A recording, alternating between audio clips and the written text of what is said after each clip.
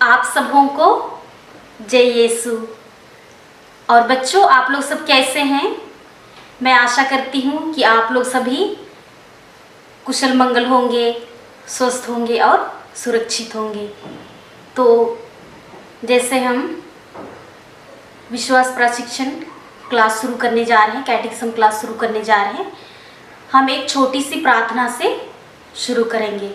तो मैं आप लोगों से अनुरोध करती हूँ, कृपया अपनी आँखों को एक पल के लिए बंद करें और हाथों को जोड़ें।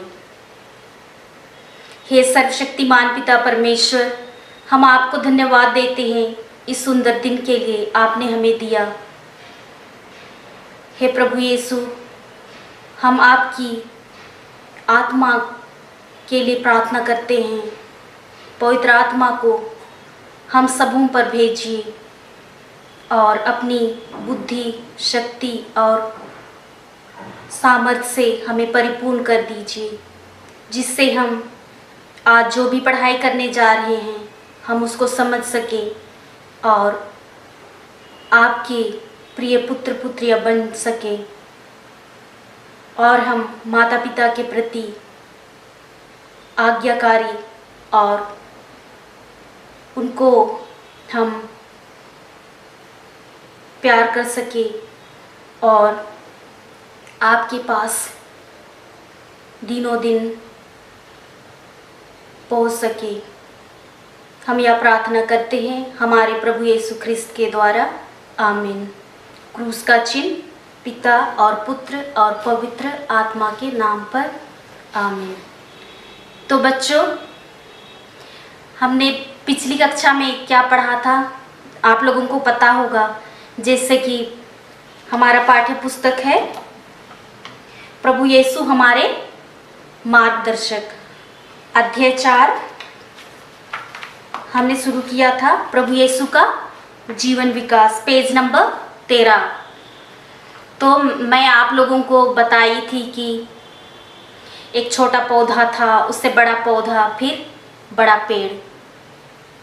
छोटा पौधा बड़ा पेड़ बनकर फल देता है और लोगों के लिए बहुत ही लाभदायक होता है। और हम धीरे धीरे बड़े होते हैं।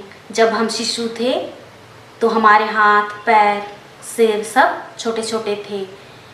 अब हम बड़े हो गए हैं, हमारे हाथ, पैर सब बड़े हो गए हैं और इसका शारीरिक विकास हो गया है। और जब हम छोटे थे, शिशु थे, तो हम पढ़ना लिखना नहीं जानते थे। अब हम बड़े हो गए हैं, हमें पढ़ना लिखना आता है, बहुत सारी चीज़ों का ज्ञान है और हमारी ज्ञान की वृद्धि हुई है। और जब हम शिशु थे, छोटे थे, हम अपने आप को कुछ नहीं कर सकते थे। हम मम्मी पापा की गोद में बैठे रहते थे, देखते थे, मुस्कुराते रहते थे। तो अभी हम बड़े हो गए हैं, हम अपने से खा सकते हैं, खेलते हैं, दौड़ते हैं, कपड़े पहन सकते हैं। तो इस प्रकार हमारी क्षमताएं बढ़ी है। तो आज हम प्रभु यीशु के जीवन विकास के बारे में पढ़ रहे हैं। प्रभु यीशु अपनी माता पिता के साथ, माता मरियम और यूसुफ के साथ नाज़रेत में रहते थे। हमारे समान प्रभु यीशु का शारीरिक विकास हुआ, बौद्धिक विकास और मानसिक विकास भी हुआ। वह अपने माता पिता के साथ रहते थे और अच्छा जीवन बिताकर, जीकर दूसरों के लिए एक नमूना प्रस्तुत किए। तो हमें भी अच्छे से जीवन व्यतीत करके, अच्छे बच्चे बन के दूसरों के लिए एक आदर्श या नमूना बनना है। तो आज हम पढ़ने जा रहे हैं कि किस प्रकार प्रभु यीशु अपनी मम्मी पापा के अधीन रहे, आज्ञाकारी रहे। तो हम बाइबल से भी पाठ देखे थे ना, संत लूकस का सुसमाचार अध्याय 2 पद संख्या 52 में, पेज नंबर 92। ईसा की बुद्धि और शरीर का विकास होता गया। वह ईश्वर तथा मनुष्यों के अनुग्रह में बढ़ते गए। तो आज हम देखेंगे कि जैसे हमारे पल्ली या चर्च का त्यौहार होता है, संरक्षिका या संरक्षक संत का त्यौहार होता है, फीस्ट होता है, तो बहुत सारे लोग हमारे, विशेषकर हमारे पल्ली के सभी लोग आते हैं और हम दूसरों को भी बुलाते हैं, हमारे सभी सगे संबंधियों को बुलाते हैं, है कि नहीं, बुलाते हैं। तो उसी प्रकार प्रभु यीशु जब 12 वर्ष के थे तो उसकी मम्मी पापा माता मरियम और जोसेफ प्रभु यीशु को यरूशलेम ले गए। वे पास्का पर्व में सम्मिलित होने के लिए गए थे। तो वहाँ बहुत भीड़ थी, जिस प्रकार फीस्ट में बहुत भीड़ होता है और कभी कभी हम खो भी जाते हैं। तो जब वे वापस जा रहे थे त्योहार के बाद, फीस्ट के बाद, तो प्रभु यीशु, इतनी भीड़ थी कि प्रभु यीशु खो गए। उसकी मम्मी पापा उन्हें नहीं ढूंढ पाए और अपने बीच में उन्हें नहीं पाया। तो वे निकल पड़े कि बेटा कहाँ गया। जिस प्रकार हमारी मम्मी पापा हमें ढूंढते हैं, उसी प्रकार माता मरियम और योसेफ प्रभु यीशु को ढूंढने निकले और 3 दिन के बाद उन्हें यरूशलेम मंदिर में पाया। वे शास्त्रियों और विद्वानों के बीच में बैठकर उनकी शिक्षा को सुन रहे थे। उसकी मम्मी पापा लोगों ने उन्हें देखा और वे बहुत ही खुश हुए और प्रभु यीशु उनकी शिक्षा को बड़े ध्यान से सुन रहे थे और वे पंडित ज्ञानी लोग भी प्रभु यीशु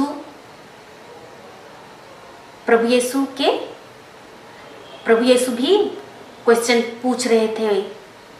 तो प्रभु यीशु ने जो उत्तर दे रहे थे उसको वे बड़े ध्यान से सुन रहे थे और चकित रह जाते थे। शास्त्री लोग उनकी बातें सुनकर चकित हो जाते थे। क्यों? क्योंकि वे अधिकार के साथ बोलते थे। भले ही वे छोटे थे, 12 वर्ष के थे, तब भी वे बड़े अधिकार के साथ बोलते थे।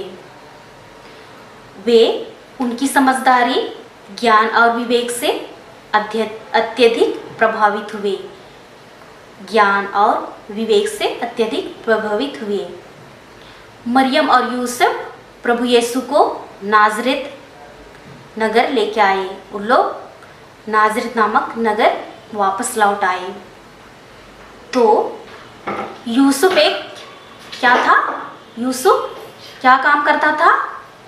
बढ़ाई का काम करता था, कारपेंटर का काम करता था, है कि नहीं?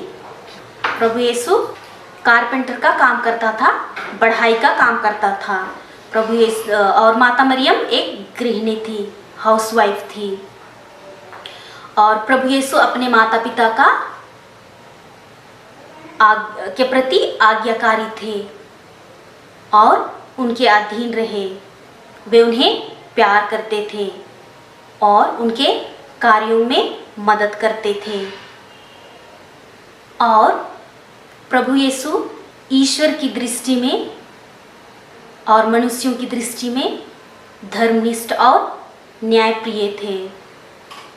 तो इस प्रकार प्रभु यीशु अपने माता पिता के प्रति आज्ञाकारी थे और उनके अधीन थे। तो बच्चों, मुझे विश्वास है कि आप लोगों ने ज़रूर समझ लिया होगा कि प्रभु यीशु जब 12 वर्ष के थे तब भी वे बड़े अधिकार के साथ, बड़े बड़े लोगों के साथ, जैसे कि चर्च में शास्त्री लोग थे और विद्वान लोग थे, उन लोगों के साथ उनकी शिक्षा को सुनते थे, प्रश्न पूछते थे और उनका जवाब बड़े अधिकार के साथ देते थे। तो आज का जो जीवन आदर्श है मैं आप लोगों को पढ़कर सुनाना चाहती हूँ। मैं रोज़ सुबह उठकर ईश्वर की प्रशंसा करूँगी। मैं विनम्र बना रहूँगा और अपना कार्य करूँगा। मैं अपने माता पिता को प्यार करूँगा और बड़ों का आदर करूँगा। मैं स्कूल जाऊँगा और अपना पाठ याद करूँगा। मैं दूसरों की भलाई करूँगा और जीवन में खुश रहूँगा, खुश रहूँगी। मैं प्रभु यीशु को प्यार करूँगा और उनकी शिक्षा पर चलूँगा। तो बच्चों, जब आप लोग अगली कक्षा में आएंगे, क्लास में आएंगे, तो नीचे में पेज नंबर 14 में प्रश्नावली है, उसमें 4 प्रश्न हैं। तो आप लोगों को इसका उत्तर लिखकर अपनी कॉपी में लेके आइएगा। तो पहला प्रश्न है, प्रभु यीशु का पालन पोषण कहाँ हुआ? दूसरा प्रश्न है, प्रभु यीशु किस प्रकार अपने माता पिता की मदद करते थे? तीसरा, प्रभु यीशु में कौन कौन से अच्छे गुण थे? चौथा, किन किन गुणों को आप अपने में विकास करना चाहेंगे? और अगला प्रश्न है विचार विमर्श।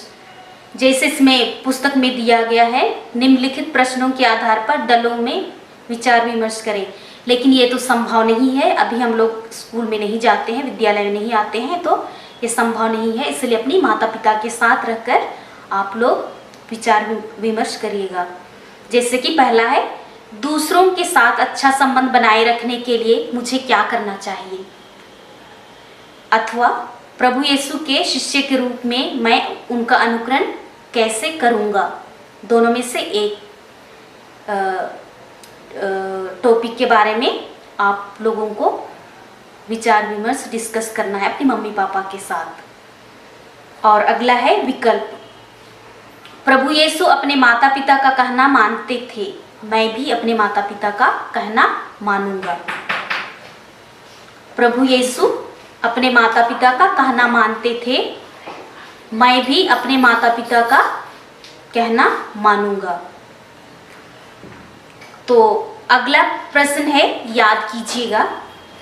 आप लोगों को ये बाइबल का जो वाक्यांश है उसको याद करना है। तो संत लूकास का सुसमाचार अध्याय 2 वचन संख्या 52 में जो वाक्यांश है उसको याद करना है। ईसा की बुद्धि और शरीर का विकास होता गया, वह ईश्वर तथा मनुष्यों के अनुग्रह में बढ़ते गए। तो इसको आप लोगों को याद करना है।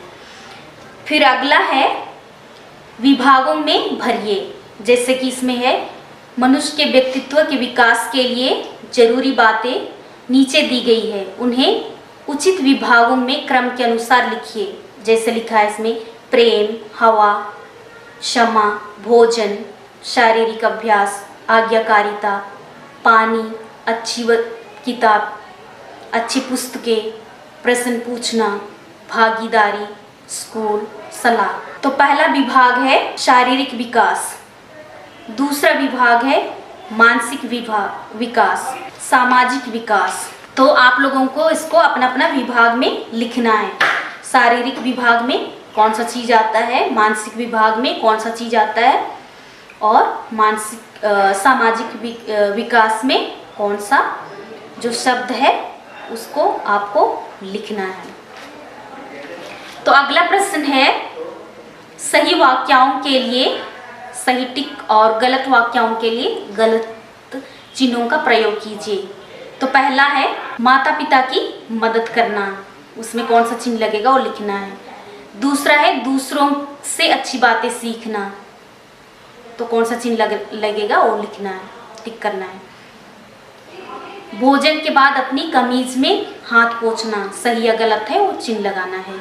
सभी विद्यार्थियों से दोस्ती करना, सुबह शाम प्रार्थना करना, जो आपको मारे बदले में उसे मारना, हमेशा सच बोलना, पढ़ाई के समय खेलना, गलती करने पर क्षमा मांगना, अपने अध्यापकों अध्यापिकाओं को प्रणाम नहीं करना। तो इसके सामने आप लोगों को सही टिक लगाना है या फिर गलत आप लोगों को लिखना है। तो बच्चों, आप लोग ज़रूर अपनी जो होमवर्क है, प्रश्नावली है, विचार विमर्श है, याद कीजिएगा। जो बाइबल का वाक्य है विभागों में भरिए और सही वाक्यों के लिए सही चिन्ह और गलत वाक्यों के लिए गलत चिन्ह चिन्हों का प्रयोग कीजिए। ये आप लोग कीजिएगा। मुझे आशा है कि आप लोगों को ज़रूर समझ में आ गया होगा। तो आइए हम आज का क्लास हम यहीं से समाप्त करते हैं। मैं पुनः आप लोगों को ये याद दिलाना चाहती हूँ कि आप लोग घर पर रहिए, स्वस्थ रहिए, सुरक्षित रहिए और खुश रहिए। तो पुनः हम प्रभु यीशु को धन्यवाद देते हुए हम एक पल के लिए अपनी आँखों को बंद करें और हाथों को जोड़ें और प्रभु यीशु द्वारा सिखाए गए प्रार्थना को हम दोहराएं। हे हमारे पिता जो स्वर्ग में है, तेरा नाम पवित्र किया जावे, तेरा राज्य आवे, तेरी इच्छा जैसे स्वर्ग में है वैसे इस पृथ्वी पर भी पूरी हो। हमारा प्रतिदिन का आहार आज हमें दे और हमारे अपराध हमें क्षमा कर जैसे हम भी अपने अपराधियों को क्षमा करते हैं, और हमें परीक्षा में ना डाल परंतु बुराई से बचा। आमीन। क्रूस का चिन्ह पिता और पुत्र और पवित्र आत्मा के नाम पर। आमीन। सबों को जय यीशु।